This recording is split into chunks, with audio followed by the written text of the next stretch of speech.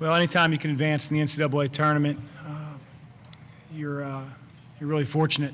Played a very well-coached team in Maryland, a team that we had a lot of respect for. Their guards present a lot of problems, and I thought our zone, especially in the second half, for the most part, at least the last 8 to 10 minutes, did the job and kept them out of the lane for the most part.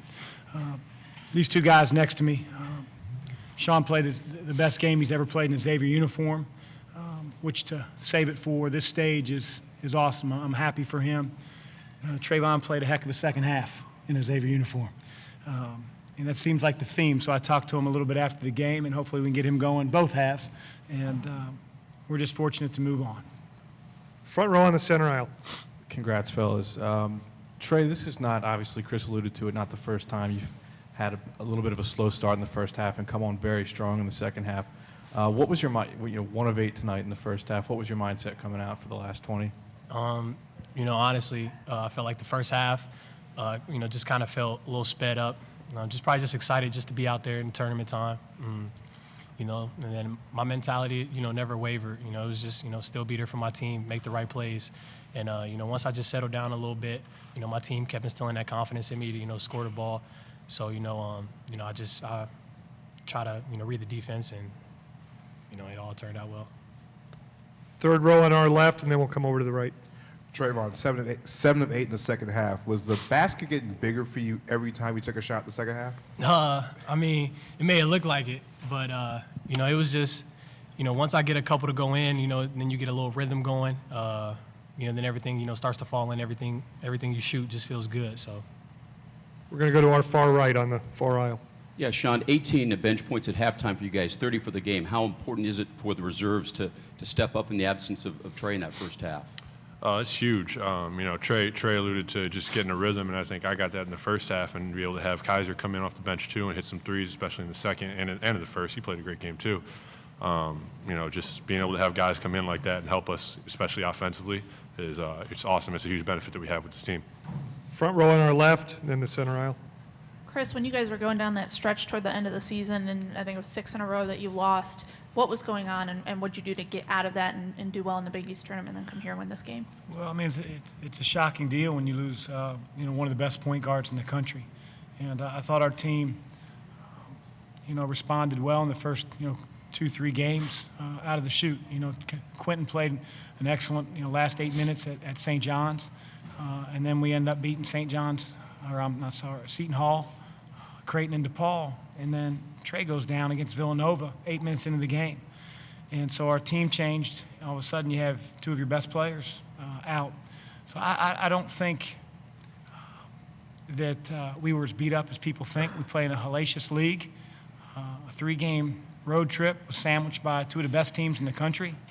And I'm just proud of our group for being able to stick with each other and not necessarily worry about outsiders' expectations or outsiders' perception of our so-called problems. And we kept working, we kept battling. We knew we had a lot at stake when we went up to DePaul, and we handled our business and did the same thing in the Big East tournament. I'm proud of these guys and happy for them that they're able to play with a little bit of freedom in the NCAA tournament that we didn't feel during that stretch you talked about.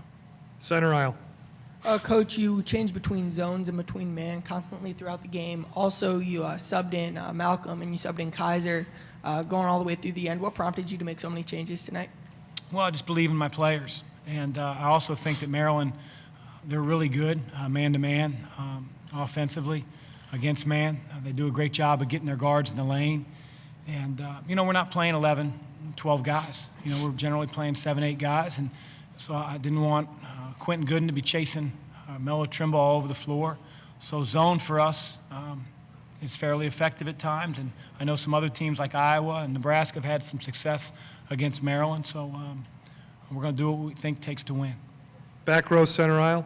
Chris, what's the biggest change since 2-3 weeks ago? Is it Quentin getting more confident? Is it Trey getting healthy? What are the sort of the 1 or 2 biggest changes? Well, I think those 2 are really big right there, Jeff. Quentin goes from being a backup quarterback to the starting quarterback of our team. He goes from playing 12 minutes to 35 minutes a game. And, when he was playing his 12 minutes, if he turned the ball over, you could pull him out, tell him what he sees, what he should be seeing. And beside that, he had Edmund Sumner who could sort of mentor him and tell him what he thinks Quentin needs to do and help him with that experience. But all of a sudden, he's thrown out there and he's got to play through his mistakes. And he's also playing against really, really good players. So that's one of them. I think Quentin's grown a lot. Obviously, Trey getting healthy. But I just think everybody on our team at times, like Sean and Kaiser did tonight, have stepped up. And that's what our team needs. Our far right. For both Coach and Trey, you had 17 second-half points against Butler, 18 tonight. What gives you the composure to not press when you start out slow and to come back and have such effective second halves? Coach harps about, winning the, 4-minute wars. We don't necessarily try to worry about the game. We worry about the 4-minute wars, in between TV timeouts. So, we stayed poised and composed, and we just knew we weren't going to get it back, all at once, and we just had to keep itching away. And, I think the team did a good job of, listening to that and going out there and doing it.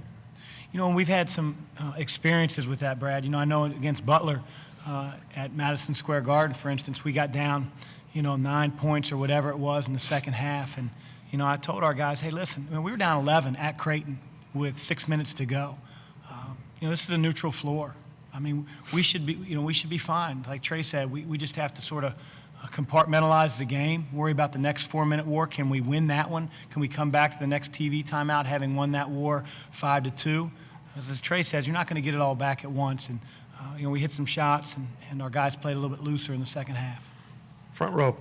Yeah, Chris, it seemed like Melo was finding open looks and maybe just not knocking a few down in the first half, but in the end it seemed like Malcolm and Q did a good job guarding him. What was your assessment of how that matchup went? I thought they did a terrific job. Just because we're in zone doesn't mean that you're not going to have personal individual challenges. You're going to face those all the time. Quentin got squared up a couple times with Melo Trimble, and I thought did a great job of cutting him off, putting his chest on him and not necessarily let him get downhill and get an angle. And some of the finishes that Maryland had to try to make, at least the last 6 to 8 minutes, I felt like there was a Xavier player that was making it tough and staying in the play. And that's usually the difference between missing those 4 and 5 footers and making them. And I thought our guards did a really good job in that. We have time for 2 more. We're going to go to the front row and then behind you. For Trevon and Sean, what fueled that 14-0 run you had there about midway through the second half, and what was the impact for you guys coming out of that? I think, like we talked about before, we got the 4-minute wars that we're always focusing on. Obviously, I think it kind of went through one of them, but just be able to keep our foot on the gas no matter what the score says, just know what we're capable of, take care of the ball on offense. And, as long as we get a good look every possession, I feel like we're going to, have a pretty good run. I feel like our defense is solid as long as we're working together and communicating. So to be able to do that is just, what we need to do to win. Trevon, your thoughts on that? Yeah, just to piggyback off what he said, just focusing on those 4-minute wars and just winning those each time. And, when we really have good possessions on the defensive end, it translates to the offensive end. And, we try to emphasize, putting those, together, back to back. And I think we did a good job, just staying focused on the defensive end, and it just all translated offensively. Okay, next question. Sean, with a game like this tonight, what kind of momentum does that give you, or confidence that you have going into playing Florida on Saturday? Yeah, we'll see. We'll see who we're playing. I'm not really sure yet, but no, it's confidence-wise, it's obviously nice. But in the end, I've kind of had confidence. My teammates have had confidence. My coaches have had confidence in me. So just to be able to actually see it come to light in this game, especially how big it was for us, was just a great feeling. And hopefully, I can keep it rolling for our team. Gentlemen, thank you very much. Congratulations. Thank you.